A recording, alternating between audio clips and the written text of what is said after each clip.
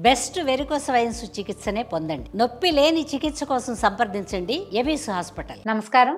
విష్ణు పురాణం 8వ భాగంలోకి వచ్చాం. దీంట్లో చాలా సమాచారం ఉంటుందండి. విష్ణు పురాణంలో కథల కంటే సమాచారం ఎక్కువ. తాపీగా వింటేనే కానీ కొన్ని విషయాలు అర్థం కావు. మళ్ళీ మనం రీకలెక్ట్ చేసుకోవటానికి ఈ విషయం చాలా బాగుంటుంది. ఆసక్తికరమైన విషయాలే చెప్పబడుతున్నాయి. అయితే ఇప్పుడు సూర్యుడు ఏ రకంగా సమస్త భూతకోటికి అన్నపానాదులు ఇస్తున్నాడు అనే విషయాన్ని చెప్తున్నారు. సూర్యుడు 8 నెలల పాటు తన కిరణాల చేత భూమి యందున్న నీటిని ఆకర్షించి మిగిలిన 4 నెలలు వర్ష రూపంతో వదిలిపెడతాడు. మనకు తెలుసు, సైన్స్ పాఠం ఇది కదా. ఆ నీరు అన్నపానీయాలకి ఉపయుక్తం అవుతుంది. ఎట్లా వెళ్తుందంటే మేఘాల్లోకి వెళ్తాయి, నీటిని ఆకర్షిస్తాయి, నీళ్ళు ఎవాపరేట్ అవుతాయి, మేఘాల్లోకి వెళ్తుంది, మేఘాలు వర్షాన్ని కురిపిస్తాయి. దీనికి ఒక సీజన్ ఉంది ప్రత్యేకంగా, మనకు తెలుసు కదా. కాలాత్ముడైన సూర్యదేవుడు తన తీక్ష్ణ కిరణాల చేత జలమునంతటినీ ఆకర్షించి దాన్ని చంద్రమండలంలో ఉంచుతాటండి. పురాణాలు ఇట్లా చెప్తాయి. మన సైన్స్ కొంచెం అటు ఇటుగా కాస్త ఒక మాదిరిగా చెప్తుంది అనుకోండి. చంద్రుడు ఆ జలాన్ని వాయునాళాలతోటి ఆకాశంలో ఉంచుతాడు. వాయుజల ధూమజ్యోతి సంయోగంతో మేఘాలు పుట్టి కాలానుసారంగా వాయుబంధాలని వదులుచుకుని గగనాన ఉన్న నీటిని కిందకి విడుస్తాయి. అదే వాన కురవటం అని చెప్పుకుంటాం. మనకి సైన్స్ పాఠం కాస్త తేడాగా కానీ ఇదే చెప్తుంది. పైన వ్యాపించిన సూర్యకిరణాల వల్ల గంగాజలం వానల జల్లులో కలిసి భూమికి వస్తుంది. ఆ విధంగా భూమిపై ప్రవహించే నీరు పుణ్యప్రదమవుతుంది. మనం ఇంకోటి కూడా చెప్పుకుంటామండి, వర్షపు నీళ్లు చాలా మంచివి. తొలి వర్షం కాకుండా వర్షాలు కురుస్తుంటే మొదటి రోజు కాకుండా 2వ రోజు నీళ్లు చాలా మంచివని చెప్తారు. అవి పట్టుకుని హెయిర్ కండిషనర్గా కూడా వాడుకోవచ్చు, తాగటానికి వాడుకోవచ్చు. వాన పడిందంటే ఎప్పుడో మన నెల క్రితం పాత పెట్టిన ఆవగింజ నీళ్ళ మాకు పడేసింది, మొలిచేస్తుంది. అమృత తుల్యంగా ఉంటుంది అన్నమాట. వాన పడిందా అమృతమే ఇంకా భూమికి. అది ఎక్కడెక్కడెక్కడెక్కడి చెట్లు చిగురు చేస్తాయి. దేనివల్ల? ఒట్టిన రోజు నీళ్లు పోస్తే అంత స్పీడ్గా రావు, వాన పడిందంటే వస్తుంది. దాంట్లో ఇన్ని రకాలు జ్యోతిషులు కలిసి ఉండటం వల్ల అనమాట. కృత్తిక నుంచి బేసి లెక్కలో ఉన్న ఆ నక్షత్రాలలో మేఘ సంబంధం అక్కర్లేకుండానే వాన కురుస్తుంది. మనకు తెలిసిందే కదా. దిగజాలు ఆకాశగంగలో వినోదంగా మునిగి తేలుతూ ఆ నీరు కూడా కిందకి చల్లుతాయిట. ఈ విధంగా వాన రూపాన నీరు పుడమికి వస్తుంది. అది స్నానానికి దివ్య తీర్థం అవుతుంది. మేఘాలు కురిసే వానలు నింపుగా నీటిని కలిగించడం వల్ల సస్యాలు ఓషధులు సమృద్ధిగా పుట్టి భూతకోటికి ఆహారం కలిగిస్తాయి. దాని చేత బ్రాహ్మణులు యజ్ఞాలు యాగాలు చేయటం, దాని చేత దేవతలకి తృప్తి కలగటము జరుగుతుంది. లోకంలో వేదాలు శాస్త్రాలు యజ్ఞాలు హోమాలు అన్నదానాలు జరుగుతున్నాయంటే వాటన్నిటికీ కారణం వర్షమే. ఆ వర్షం కురిపించే దేవుడే సూర్యుడు. ఆ మహానుభావుడు 2 దిక్కుల యందును ఉత్తరాయణ దక్షిణాయన సౌజ్ఞలతోటి సంచరిస్తూ ఉంటాడు. ఆ దేవుని రథాన్ని మునులు దేవతలు భుజగులు యక్షులు గంధర్వులు దైత్యులు అచ్చరల మంగళగమనాలతోటి రక్షిస్తూ ఉంటారు. మహావిష్ణువు శక్తి మూలాన పద్మబాంధవుడు సప్తర్షుల సూక్తాలతోటి దివ్యతేజో విరాజమానుడై లోకాల యొక్క చీకట్లని రూపుమాపుతూ ఉంటాడు. లోకాలకి ఆదిత్యులు అధిపతులుగా ఉంటారు. వాలఖిల్యాదులు మౌనులు కీర్తిస్తూ ఉండగా ముచ్చటగా అచ్చర్లు నాట్యము గంధర్వులు గానము సురలు పరివారంగా ఉండి పనులు చేయటము నాగులే మోకులుగా సూర్యరథాన్ని లాగుతూ ఉండటము, ఇలాగా పద్మబాంధవుడైన సూర్యుడు శీతోష్ణ జలరోచిష్యులతోటి విష్ణుశక్తి ప్రభావమే అంగరక్షగా అన్ని లోకాల్లోనూ దర్శనమిస్తూ వెలుగుతూ ఉంటాడని చెప్పగా మైత్రేయుడు ఇట్లా అడుగుతున్నాడు, దేవా, ఇప్పుడు నీ చొప్పున నువ్వు చెప్పిన రకంగా ఆలోచిస్తే ఎవరెవరో ఏవేవో చేస్తూ ఉండగా అందరూ అన్ని పనులు చేస్తున్నారు. ఒకళ్ళు వాడి ఒకళ్ళు నాట్యం చేసి ఒకళ్ళు తాళ్ళు పుచ్చుకు లాగి ఇది చెప్తున్నావు కదా, అతని యొక్క ప్రత్యేకత ఏమిటి, సూర్యుడి యొక్క శక్తి ఏమిటి అని అడిగితే, ప్రత్యేకించి ఆయన మహత్వం ఏమిటో చెప్పవలసింది అని అడిగితే అప్పుడు చెప్తున్నారనమాట. దేవతల్లో సూర్యుడికి ఇట్లా ప్రత్యేకమైన తేజస్సు కలగడానికి కారణము శ్రీహరి యొక్క దివ్యశక్తి ఆయనలో లీనమై ఉండటమే ముఖ్య కారణమట. ఆ తేజస్సుతో బ్రహ్మాండ మధ్యమునందున్నటువంటి కటిక చీకట్లని రూపుమాపుతున్నాడు. ఆదినారాయణుని అంశలతో ఒప్పినటువంటి రుజగ సామవేదాలు 3 కూడా ఆ సూర్యుని మూర్తి నుంచి వెలువడి 3 సంధ్యా సమయాల్లోనూ వినవస్తూ ఉంటాయి. అగ్నిజ్వాలతో రూపొందిన దీపము ఇంటి నడుమ నుండి ఇంటనున్న చీకటిని పోగొట్టినట్టుగా ఆ మహావిష్ణువు తేజస్సులోని సహస్రాంశము మార్తాండుని యందు సంక్రమించి బ్రహ్మాండ నడుమ వెలుగుని కలిగిస్తోంది. ఈ విధంగా చైత్రాదిగా 12 నెలలతో ప్రత్యేకముగా దేవ ఋషి యక్ష గంధర్వాదులతో కలిసి శీతోష్ణ జలాలు కిరణాలుగా విష్ణుతేజో విరాజమానుడై దేవపితృ మానవ లోకాలకి సూర్యుడు తృప్తిని కలిగిస్తున్నాడు. ఆ సూర్యుని కిరణాల యందున్న సుషమ్న అనే కళ చంద్రమండలానికి అభివృద్ధిని కలిగిస్తూ ఉంటుంది. సుషమ్న నాడి, మనకి ఈ పేరు కూడా తెలుసు కదా. అమృతమయములైన సూర్యకిరణములు వృద్ధి పొందిన చంద్రమండలమునందున్న అమృతమును దేవసమూహం కృష్ణపక్షమునందు ఆస్వాదిస్తూ భాసిస్తుందట. చంద్రుడు శుక్లపక్షంలో సూర్యప్రభ వల్ల పుష్టిని పొందుతాడు. ఆ అమృత కిరణుని వల్ల దేవతలకు అర్ధమాసము, పితృగణాలకు పూర్ణమాసము, మానవులకు సర్వకాలము తృప్తి కలుగుతూ ఉంటుంది. ఇదంతా సూర్యుడి వల్లే జరుగుతుందని విష్ణు పురాణం చెప్తోందండి. చంద్రుడి రథమునకు సంబంధించిన గుణాలు జలంలోంచి పుట్టాయి, జలమయాలుగా ఉంటాయి. మొల్ల పువ్వు వన్న కలిగినవి, తెల్లగా మొల్లలంటే మల్లెపూలు. వాటి నడక క్రమంగా ఉండదు. వాటి సంచారానికి ఆధారము ధ్రువుడు. కుడి ఎడమ భాగాలు కల్పాంతం వరకు నడుస్తూ ఉంటాయి. ఆ విధంగా అవి సూర్యరథాశ్వాల్లాగా దృఢ బంధములై సంచరిస్తాయి. చంద్రుని కిరణాలు వృద్ధి క్షయము కలిగి ఉంటాయి. చంద్రుని పుష్టికి ఆధారం సూర్యుడు. మనకు తెలిసిందే, 15 రోజులు బ్రైట్ గా ఉంటాడు చంద్రుడు. తర్వాత ఏమవుతుంది, కిరణాలు తగ్గిపోతాయి. ఓసారి పొడుగ్గా సాగిన కిరణం రెండోసారి కూర్చగా అయిపోతుంది రెండో భాగంలో. కృష్ణపక్షంలో అమృతమయములైన చంద్రకిరణాలు ఒక్క కళ మిగులుగా దేవతలు పీలుస్తుంటారు. అవి ఎలా తగ్గుతాయంటే, మనకేంటంటే సూర్యగమనంతో చంద్రుడి కళ తగ్గుతుంది. అది పక్కకి తిరగటం వల్ల, భూమి పక్కకి వెళ్ళిపోవటం వల్ల నీడ పడిపోతుంది. కాబట్టి మనకి చంద్రుడు కనపడ్డ అనుకుంటాం. వీళ్ళు ఏం చెప్తున్నారంటే, చంద్రకిరణాలని దేవతలు తీసుకుంటారు, అందుకని ఉండదని చెప్తున్నారు. శుక్లపక్షంలో సూర్యకిరణ ప్రభావం చేత దినదినము వృద్ధి పొందుతూ ఉంటాయి. చంద్రుడిలో ఉన్న 15వ కళని పితృదేవతలు పానం చేస్తారట. అంటే దేవతలు తీసుకుంటారని చెప్పాం కదా, అందుకని ఈ 15వ కళ అమావాస్య నాడు ఉండే ఆఖరి కళని పితృదేవతలు తీసుకుంటారు. కాబట్టి అమావాస్య పితృతిథి అని చెప్తారు. ఆ రోజున పితృతర్పణం విడవటం కూడా ఆచారంగా కనపడుతుంది, చాలా ప్రాంతాల్లో చేస్తారు. అమావాస్య నాడు చంద్రుడు లతలయందుండి చెట్లలో అమృతం నింపి సూర్యుడిలో చేరతాడు. కనుక ఆ ఆకుని గోటితో గిల్లినవాడు బ్రాహ్మణ హత్య చేసిన పాపం చుట్టుకుని అధోగతుడై చాలా కాలం కష్టపాటుని అనుభవిస్తాడు. అందుకని ఏం చెప్తారంటే, అమావాస్య తిథి నాడు చెట్ల తులసి కూడా కోయొద్దని చెప్తారండి చాలా చోట్ల పెద్దవాళ్ళు. తులసి కోయొద్దు, ఆ రోజున మన గరిక తీసుకురావద్దు, ఇవన్నీ విశేషంగా చెప్తారు. మిగిలినవన్నీ మనం చేయం. కానీ వేదాధ్యయనం చేసిన వాళ్ళు అనధ్యయన తిథిగా అమావాస్య నాడు వేదాధ్యయనం చెయ్యరు, చాలా ప్రత్యేకంగా చెప్పబడుతుంది. ఈ సూర్యేందు సంగమం పర్వం అని ఈ సంజ్ఞ కలిగింది. ఈ పర్వదినం అంటారనమాట దాన్ని. ఆ సమయంలో చంద్రుని 15వ కళ సూర్యుని ఎందు కలుస్తుంది, అమావాస్య అని పేరు పొందింది. ఆనాడు సూర్యుడు ఏకకళామాత్రుడై లతలందు చెట్లయందు జలరూపాన ఉంటాడు.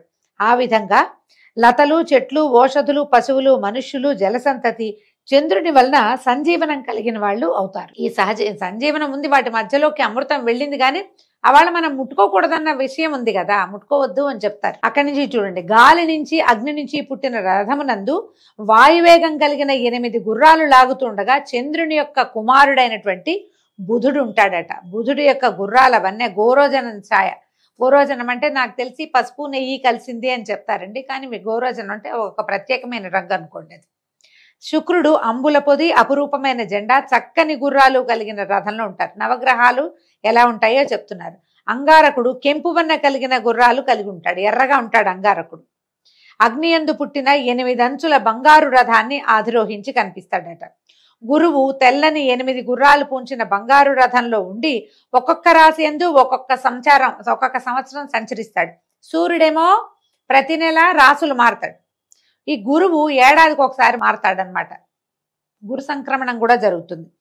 శని చిత్రవర్ణములు ఆకాశం నుంచి పుట్టినవి అయినటువంటి గుర్రాలు పూంచిన రథం నందుండి ఒక్కొక్క రాశి యందు 2.5 సంవత్సరాల పాటు తిరుగుతాడు. ద్వాదశ రాశుల్లోనూ శని 2.5 సంవత్సరాలు ఒక్కొక్క రాశిలో కనిపిస్తాడు. ఇవన్నీ మనం ఈ జాతక చక్రాలు అవి చెప్పేటప్పుడు తెలుసుకుంటుంటామండి. రాహువు నల్లని 8 గుర్రాలు పూంచిన బూడిది వన్నయ్యగిన రథంలో ఉండి సవిలాసంగా సంచరిస్తాడు. తాను తిరుగుతూ ఉన్న నక్షత్రాలకు పర్వదినములందు సూర్యుడు గాని చంద్రుడు గాని వచ్చినట్లయితే పట్టుకుంటాడు. సూర్యుని గాని చంద్రుడు గాని, దాన్నే మనం గ్రహణంగా చెప్పుకుంటాం. రాహువు పట్టుకోవటం తెలుసు కదా మనకి. కేతువు లక్కరంగు వాయువేగం కలిగిన 8 గుర్రాలు పూంచిన పొగరంగు రథం నందుండి సంచరిస్తాడు. ఇవి కూడా మనకి క్లియర్గా మండపారాధనలో కనిపిస్తాయండి. ఇలాగా సూర్యాది గ్రహాలు, నక్షత్రాలు ధ్రువుని యందు దృఢబంధములైన వాయునాళాలు ఆధారంగా సంచరిస్తూ ఉంటాయి. చక్రధరిని ఆజ్ఞ ప్రకారము జ్యోతిష్ చక్రం ఈ విధంగా తిరుగుతూ ఉంటుంది. ఆ చక్రమునందున్న శింసుమారము రాత్రులందు చూచిన వారు పుణ్యాత్ములు, ధర్మాత్ములు అవుతారు. మనం సించుమారాన్ని ఎప్పుడు చూస్తాము తెలీదు మనకి. ఈ నాసా వాళ్ళు తీసిన ఫోటో వల్ల చాలా మంది దగ్గర ఆ ఫోటో ఉందండి. ఎవరి దగ్గరైనా ఉందేమో చూడండి, ఇంటర్నెట్లో కూడా దొరకడానికి అవకాశం ఉంది. సింసుమారాదిగా ఇవన్నీ విష్ణు రూపాలుగా భావించు. జ్యోతిష్ చక్రము, లోకాలు, నదీనదాలు, సముద్రాలు, పర్వతాలు, భువనాలు, దిక్కులు అన్ని జీవరాశులు విష్ణువే. పుడమినందలి మన్ను కుండ మొదలైన రూపాలు పొందినట్లుగా విష్ణు శక్తి వివిధ రూపాల్లో విలసిల్లుతుంది. బ్రహ్మ సృష్టితో రూపించిన ఈ ప్రపంచ ప్రవర్తన అంతా కూడా విష్ణుమూర్తిదే. అయినా కూడా వస్తుభేద ప్రవృత్తితోటి ఉంటాయి. అంటే ప్రపంచం అంతా విష్ణుమయమే. ఒకటి నా రూపంలో, ఒకటి మీ రూపంలో ఉంటుంది. చరాచరం అంతా కూడా విష్ణు స్వభావం కలిగే ఉంటుందట. అయితే బ్రాహ్మణుడు కథ అడుగుతున్నాడు అనమాట. ఏ పాపము ఎరగని భరతుడు సాలగ్రామ తీర్థానికి వెళ్ళి యోగ సాధనతో విష్ణువుని భజించి ముక్తి పొందలేక మలి జన్మలో బ్రాహ్మణుడిగా జన్మించాడని ముందు కథ చెప్పావు. ఆ జన్మలో అతను గృహస్థ ధర్మాల్ని అనుసరించి ప్రవర్తించాడా, లేదా పరతత్వ విద్యోపాసకుడయి ముక్తుడయ్యాడా? ఆ కథ చెప్పమని అడిగితే జడభరతుని కథ చెప్తున్నారండి. ఇప్పటికి 2 రోజులుగా మనం ఇవే విశేషాలే చెప్పుకుంటున్నాం. ముఖ్యమైన కథ ఇప్పుడు వచ్చింది. భరతుడు సాంసారిక సుఖానికి ఇష్టపడక మోక్షకాంక్షతోటి సాలగ్రామ తీర్థానికి పోయి అక్కడ శ్రీ మహావిష్ణువుని ధ్యానం చేస్తూ యోగీంద్రుడిగా ప్రసిద్ధుడయ్యాడు. హరినామ స్మరణ తప్ప ఇంకే మాట నోటి నుంచి వచ్చేది కాదట. హరినామ సంకీర్తన, హరిభక్తులతోటి ప్రసంగము, హరిపాద పద్మ పూజకి కావలసిన పదార్థాలు సేకరించటమే భరతుని నిత్యకృత్యాలుగా. అంటే ఇక సాంసారికమైన విషయాలు ఏం లేవు. ఇలా ఉంటూ ఉండగా ఒకనాడు కొండదరినున్న తీర్థంలో స్నానం చేసి ఒడ్డున కాలోచిత కృత్యాలు చేస్తూ ఉండగా నిండు చూలాలైన ఒక లేడీ అలనలనా వచ్చి ఆ నదిలో నీరు తాగుతూ ఉండగా భీకరంగా ఒక సింహం తాలూకు గర్జన వినపడిందట. ఆ ధ్వని విని లేడి బెదిరి చెంగుమని నీటిలో నుంచి ఎగిరి గట్టు మీదకి వచ్చేసరికి దాని గర్భపాతమై శిశువు అక్కడ పడిపోయిందట. ఈ గర్భంలో ఉన్న శిశువు నీటిలో పడిపోయింది. లేడి ఆ అదురుకి గట్టు మీద ఎగిరి దూకిన అదురుకి మరణించిందట. దాని గర్భం నుంచి జారి నీళ్లలో పడినటువంటి నీటిలో పడిపోయిన లేడి పిల్లని చూసి భరతుడు జాలిగుండెతో పరిగెత్తుకెళ్ళి దాన్ని ఎత్తుకొచ్చి మెల్లిగా తీసుకుపోయి తన ఆశ్రమానికి తీసుకెళ్లి పోషించాడు. అయితే అది మెల్లిగా పెద్దదైంది. సూర్యకిరణ సంపర్కం చేత శుక్లపక్ష చంద్రరేఖ ఎట్లా పెరుగుతుందో అట్లాగా భరతుని పోషణ చేత లేడి చక్కగా ఆరోగ్యంగా పెరిగిందట. మేతకి ఆశ్రమం నుంచి కొంత దూరానికి అడవిలోకి వెళ్ళి ఎక్కడైనా పులులు అవి కనిపించినా, పులి పొలకు కనపడినా పరిగెత్తుకుంటూ వెనక్కి వచ్చేసేదట. ఆశ్రమం చుట్టూతా గంతులు వేస్తూ తిరిగేది. చక్కగా లేత కొమ్ములతోటి ఆయన మీద ఇలా గీసేదట. ముద్దు ప్రేమాశ్రయాన్ని చూపించేది. ఆయన యోగాసనం మీద ఉండగా ఒళ్ళో తల పెట్టుకుని పడుకునేదట. ఆసనం వేసుకుని కూర్చుంటే పర్ణశాల చుట్టూ పరుగు పెడుతూ లేత పచ్చిక మేసేది. ఇలాగా లేడీ ఆయనకి ముద్దుగా ఉండేది. ఒక్కొక్క నాడు దూరంగా మేత కోసం వెళ్ళి అది ఎప్పటికీ తిరిగి రాకపోతే ఈయన దిగులు పడేవాడట. భరతుడు ఏమిటి ఇంతసేపు అయింది ఇంకా ఇల్లు చేరలేదని లేచి దానికోసం వెతుకుతూ ఉండేవాడు. ఏడైనా లేడి కనపడితే కనుక అదేనేమోనని దగ్గరికి వెళ్ళి చూసి అయ్యో ఇది అది కాదే ఏమైందో అని చింతపడేవాడు. సంసార ధ్యాస లేనివాడు ఇప్పుడు ఈ లేడి పిల్ల ధ్యాసలోకి వచ్చేసాడనమాట. గాలికి పర్ణశాలలో ధూళి రేగితే వచ్చిందే అని సంతోషంగా వెనక్కి తిరిగి చూసేవాడు. పొదల్లో కదలిక చూసి అందులో ఉందేమోనని వెతుక్కునేవాడట. ఇట్లా ఆ లేడి పిల్ల మీద వ్యామోహంతో కర్తవ్యం మరిచి ప్రవర్తించే స్థితిలోకి వచ్చాడు. సతీ సుతులను, బంధుమిత్రులను, రాజ్యవైభవాన్ని విడిచి కైవల్యకాంక్షతోటి అడవికి వచ్చి యోగాభ్యాసంతో నారాయణుణ్ణి ధ్యానిస్తూ ఉన్నటువంటి భరతక్షితిపతి ఈ లేడి సంబంధంతో భ్రాంత చిత్తుడై కైవల్య ప్రాప్తికి దూరమైపోయాడు. ఇలా ప్రవర్తిస్తూ కొంతకాలానికి శరీర త్యాగం చేసేసాడు. ఎప్పుడైతే తనకి శరీరం విడిచిపోతున్నానని తెలిసిందో ఆ లేడిని చూస్తూ శోక సంతప్తుడై కన్నీళ్లు కారుస్తూ అయ్యో నా ముద్దలు కూడా నిన్ను విడిచిపోవాల్సిన దుర్దశ పట్టింది, దైవ సంకల్పం ఎవరూ తప్పించలేరు, నేను లేకపోతే నువ్వేమైపోతావో అని ఆ లేడిని కావులించుకుని ఏడుస్తూ ప్రాణం వదిలిపెట్టాడట. పూర్వజన్మ వాసన వదలక ఒక లేడి కడుపున పుట్టి తల్లిని విడిచి సాలగ్రామ తీర్థానికి పోయి మళ్ళీ యోగ పద్ధతిని అవలంబించాడు. మళ్ళా లేడిలాగానే పుట్టాడు. ఆ ప్రాణావశేషాన సమయంలో దేనిని చూస్తారో దానిలాగా జన్మిస్తారు. నారాయణ నామస్మరణ చేసిన వాడు నారాయణుణ్ణే పొందుతాడు. ముందు గాథల్లో అది విన్నాం మనం. కార్తీక పురాణంలో చక్కగా చెప్తారు. అది గుర్తుంటుంది అందరికీ. మొదటి కథల్లోనే ఉంది అది కదా. అయితే ఇప్పుడు అలా పొందిన వాడి పరిస్థితి వేరు. ఈ లేడి లేడి లేడి అని దాన్నే స్మరిస్తూ ఉన్నటువంటి భరతుడు లేడిగానే జన్మించి కానీ మెల్లిగా తెలుసుకుని మళ్ళీ సాలగ్రామ తీర్థానికి వెళ్ళి ఎండుటాకు దేహాభిమానం విడిచి ఎండుటాకులు, కసబు ఏదంటే ఆకుపచ్చగా లేతగా ఉన్న ఫుడ్ కాకుండా ఏదో గడ్డి ఏది దొరికితే అది తిని చివరికి శరీరాన్ని విడిచాడు. విడిచిన తర్వాత ఏమైంది? ఒక యోగి వంశంలో పుట్టి వేదాంక వేదాత్వ తత్వజ్ఞుడై, జ్ఞాని అయి, బ్రహ్మజ్ఞాని అయి, స్వకులాచార ప్రవర్తనుడై పూర్వజ్ఞాన గరిష్ఠుడయ్యాడు. వేషం జడవేషం అంటే లోకజ్ఞానం లేని మూఢ పద్ధతి కాలానుసారంగా ఉపనీతుడయ్యాడు. ఎప్పటికో ఆయన కలిగిందట జ్ఞానం. గురువు చెప్పేవి తన వివేకానికి మారకములుగా తలచి వాటిని వెనక తిరస్కరించేవాడు. తొలి పుట్టుకలో లేడి సంబంధం వల్ల కలిగిన దోషం చేత అనేక దుఃఖాలు అనుభవించిన వాడు కనుక అందరూ ఆక్షేపించే పనులే చేసేవాడు. అయితే యోగి ప్రచ్ఛన్న వృత్తితోటి ఉండకపోతే పరమతత్వ విచారణ కలగదని ఒకప్పుడు బ్రహ్మ చెప్పిన మాటను అనుసరించి మూఢవేషము, గ్రామ్య భాష, అస్పష్టంగా మాట్లాడడము, మురికి పట్టిన దేహము, దుమ్ము కమ్మిన జుట్టు, బెదురు చూపులు, నీరు కారే దంతాలు, వెర్రి ఆటలు, వికారపు కేకలు, తప్పటడుగుల నడక ఇలా ఉంటున్నాడట. ఈ కడుపు మీదకి చొంగగార్చుకుంటూ, తుమ్ముతూ, ఉమ్ముతూ, మట్టి ముద్దలు బంతుల్లాగా చిమ్ముతూ, మాసిన చింకిపాత కట్టి తిరుగుతూ, ఎవ్వరూ దగ్గరికి చేరనీయని రీతిగా ప్రవర్తిస్తూ అలా ఉండేవాడనమాట. చదువు మాన్పించి విద్యార్థులను ఈడ్చుకుపోయి ఆటలాడిచ్చేవాడు. వేద విద్వాంసులను చూసి వెక్కిరిచ్చి నవ్వేవాడు. అందరూ అసహించుకునేలాగా అసభ్య చేష్టలు చేసేవాడు. జాతి మత విచక్షణ లేక ఆకలికి ఎవరి ఇంటనో ఇంత ఆహార పదార్థం యాచించి తెచ్చుకుని తినేవాడు. నీచ వేషము, నికృష్ట గుణాలు కలిగిన వాడే ఏకాకిగా ఉండేవాడు. ఇట్లాగా బాల ఉన్మత్త పిశాచ భావాలతో ఉంటూ గుగ్గిళ్ళు, ఆకులు, కూరలు తింటూ దేహయాత్ర నడుపుతూ ఉండగా తండ్రి దివగతుడయ్యాట. తన తండ్రి చనిపోయాడు. సోదరులు, బంధువులు చేసే పొలం పనులు ఒక్కొక్కప్పుడు తానే ముందెళ్ళి ఆ పని చేసేసేవాడు. బలిష్టమైన శరీరం కలవాడే మోటు పనులు చేస్తూ ఆహార పదార్థాల కోసం వారికి వీరికి సహాయం చేసేవాడు. ఇలా ఉండగా ఒకనాడు ఏం జరిగింది అంటే, ఇప్పుడు ఒక దాని మీద వ్యామోహంతో ఉండి ఆ మోహంతో చనిపోయిన వాళ్ళు తర్వాత జన్మల్లో ఇలాంటి ప్రవర్తన వస్తుంది. ముందు అతనికి జ్ఞానం ఉంది, కైవల్యం కోసమే తపస్సు మొదలుపెట్టాడు, కానీ మళ్ళీ వ్యామోహంలోకి పడిపోయాడనమాట. వీరరాజు అనే రాజు వివేకశాలి, సంసార దుఃఖాలతోటి నలిగి మోక్షంపై కోరిక కలిగి సమస్తము విడిచి కపిల మహర్షి దగ్గరికి వెళ్ళడానికి సంసిద్ధుడై అందలం ఎక్కి వెళ్తున్నాడట. అప్పుడు ఆ అందలం దగ్గరికి వెళ్ళి ఆ రాజసేవకుడు ఒక ఆయనకి దగ్గరికి వెళ్ళి ఆకలిస్తోందని అడిగేసరికి అతను ఏం చేశాడట, ఈ జడభరతుడికి ఆహార పదార్థం ఆశ చూపి పల్లకి కొమ్ము అందించాడు. ఆ రాజభటుడు ఇతను నా పల్లకి మొయ్యి నీకు అన్నం పెడతానని చెప్పి పల్లకి మోయిస్తున్నాడట. అయితే ఏమైంది, ఏదో ఆలోచిస్తున్నాడు. ఏం ఆలోచిస్తున్నాడో అతనికి తెలియటలా. అటు ఇటు చూస్తున్నాడు. అందలం ఎత్తు తక్కువలుగా కింద మీదగా నడవటం గుర్తించి లోపలున్న రాజు మోసే వాళ్ళని అదిలించి సరిగ్గా నడవండి అన్నాడు. ఏంటంటే చూపు అటు ఇటు పడేసరికల్లా సాఫీగా వెళ్ళటల్లా. ఈ అందలం అంటే పల్లకి. ఆ పల్లకి మోసేవాళ్ళు అడుగులు సరిగ్గా వేస్తే లోపలున్న కూర్చున్న వాళ్ళకి స్థిమితంగా ఉంటుంది. వాడు ఇట్లా కింద మీద అయ్యి ఊపుతున్నాడు అనుకోండి, లోపలున్న వాళ్ళు కదిలిపోతారు. మన బస్సు కారు గుంటల్లో పడితే మనం ఏమవుతాం, అలాగే అవుతుంది. అయితే లోపలున్న రాజు కేకేశాడట.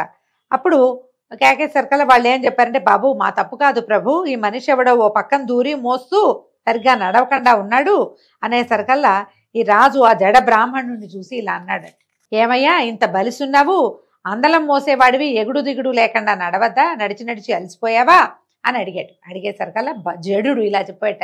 జడభరతుడు అంటే తల జడ కాదండి, ముద్దుగా ఉన్నవాడని జడుడని. ఏమన్నాడు, అలసిపోవటం నాకు తెలీదు, ఎలా నడుస్తున్నానో చెప్పలేను, నా శరీరం బలిసి ఉండటానికి కారణం ఏమిటో, అలాగే అందలం నేను మోస్తున్నానా అని ఏదో మాట్లాడుతున్నాడు అనమాట. కనిపిస్తున్నావు శిబిక, నీ భుజం మీదే ఉంది, నువ్వు కనపడుతున్నావు, నీ భుజం మీదే ఉంది కదా ఇది, నీ మాట నాకు అర్థం కాలేదు అని రాజు అడిగేసరికల్లా ఇతను అన్నాడు, రాజా నువ్వు అందలంలో ఉండటం నేను మోయటం ఇదంతా మిథ్య, ఎవరు ఎవరిని మోస్తూ ఉంటారో చెప్తాను వినమన్నాడు. అంటే ఈ అయోమయ స్థితిలో కనపడుతున్నటువంటి జడభరతుడు ఈ వాక్యాలు చెప్తున్నాడు. ఎంత బాగా చెప్పాడో చూడండి. భూమి పాదాల బరువుని, పిక్కలను పాదాలు, తొడలని పిక్కలు, కడుపుని తొడలు, కడుపు వక్షమును, వక్షము భుజాలను, భుజాలు అందలాన్ని భరిస్తున్నాయి. అందలం నీ బరువుని మోస్తోంది, నీతో పాటు అందలాన్ని వీరు మోస్తున్నారు. నిన్ను నన్ను వీళ్ళని సకల పదార్థాలని పృథివ్యాధి పంచభూతాలు భరిస్తున్నాయి. ఇంకా సాత్వికము మొదలైన గుణాలు కర్మఫలాలు. ఆ కర్మలు మాయారూపాన అన్ని జంతువుల్లోనూ పలు రూపాలుగా ఉంటాయి. ఆత్మ ఆ మాయకి అతీతమైంది, అది అక్షరము, అతిశాంతము, త్రిగుణాలకి వశం కాదు. అంటే ఈయన వైరాగ్యం బోధించేస్తున్నాడు. పదాలు మారిపోయినాయి చూడండి. అంతకుముందు ఒక వెర్రివాడి ధోరణిగా ఉన్న అతడు ఇలాంటి వాక్యాలు మాట్లాడుతుంటే వింతగానే ఉంది, కానీ చెప్తున్నాడు. హాని వృద్ధి దేహాధీనాలు కానీ ఆత్మాధీనాలు కావు. ఎందుకంటే ఇప్పుడు మనం పుట్టినప్పుడు ఎంత ఉంటామండి, మనం లోపల జీవిగా రూపొందించుకున్నప్పుడు ఒక బొట్టు, నీటి బొట్టు ఆధారంగా ఉంటాం. క్రమంగా శిశువు ఒక్కొక్క కాయగా మన జీడిపప్పు షేప్లోకి మారుతుంది, తర్వాత మారేడుకాయ ఎంత అవుతుంది, తర్వాత ఇంకా కొంచెం పెరుగుతుంది, తర్వాత ఇట్లా వంపు వస్తుంది, తర్వాత కాళ్ళు చేతులు లోపల అవయవాలన్నీ ఏర్పడతాయి. కాళ్ళు చేతులు ఏర్పడినా లోపల అవయవాలు చిన్న చిన్నవిగా ఉంటాయి, బయటకు వచ్చాక వృద్ధి అవుతాయి. ఇంత పసిబిడ్డగా పుట్టిన మనం 6-6.5 అడుగులో పెరుగుతాము. ఇదంతా కూడా శరీరం పెరుగుతుంది, దేహమే పెరుగుతుంది. అందులో ఉన్నటువంటి ఆత్మకి హెచ్చు తగ్గు లేవు. నేర్చుకునేదంతా దేహమే, ఆత్మది ఏమీ లేదు. అది అట్లాగా తామరాక మీద నీటి బొట్టులాగా ఉంటుంది. చిన్న తామరాక మీద ఉన్న నీటి బొట్టు ఆకింత పెద్దదయ్యేదాకా అదే బొట్టుగానే ఉంటుంది, ఏమీ తేడా రాదు. ఆ విషయం చెప్తున్నాడు. వృద్ధి హాని వృద్ధి దేహాధీనాలే. ఇప్పుడు ఇంత వృద్ధి పొందిన దేహం హాని కలుగుతుంది, దానికి వెళ్ళిగా ముసలితనం వస్తుంది, ముడుచుకుపోతుంది, మొహం మీద ముడతలు వస్తాయి, శరీరంలో ముడతలు వస్తాయి, ఇంత పొడుగున్న వాళ్ళు వంగిపోతారు, ఎముకలు చిన్నవైపోతాయి. ఆత్మ మాత్రం ఏ దీపజ్యోతిగా మనలో ప్రవేశించిందో అదే జ్యోతిగా అక్కడే ఉంటుంది, ఏమీ మార్పు లేదు. ఒకవేళ పోతే శరీరం పోతుంది, దేహి పోతాడు, దేహం వెళ్ళిపోతుంది. ఆత్మ నిత్యం, అది ఇంకో శరీరంలోకి చేరడానికి వెళ్ళిపోతుంది. దేహం మాత్రం పోతుంది. ఇంత చుక్కగా పుట్టిన మొదలుపెట్టిన దేహము 6.5 అడుగులు ఎత్తి చివరికి మట్టి మశానంలో కలిసిపోతుంది. దాన్ని ఆధారంగా లోపల ఉన్న ఆత్మ మాత్రం ఎక్కడికి వెళ్ళదు, ఏమీ అవ్వదు, పెరగదు, తగ్గదు. ఎలా ఉన్న జ్యోతి స్వరూపం అలాగే ఉంటుంది. కాబట్టి నన్ను ఏ విధంగా బలిష్ఠుడు అన్నావో నువ్వు, ఇప్పుడు నేను చెప్పిన భూమి పాదాలు మొదలవు భరించే వరువుని విమర్శిస్తే ఈ అందలం వరువుని నువ్వు నేను కూడా మోస్తున్నట్టే. ఇప్పుడు అలా జరుగుతున్నప్పుడు, ఇలాంటివి జరుగుతుంటే నేనే మోస్తున్నానని నువ్వు ఎలా చెప్తావు? నువ్వు బరువు మోస్తావు, సరిగా మోయవా అని నన్ను అడగకూడదు. నువ్వు ఈ అందలం బరువు భూమి వృక్షము పర్వతాల్లో ఏ పదార్థంలో పుట్టిందో చెప్పగలవా నువ్వు అని ఉపన్యాసించి మౌనిగా శిబిక మోస్తూ నడుస్తున్నాడట.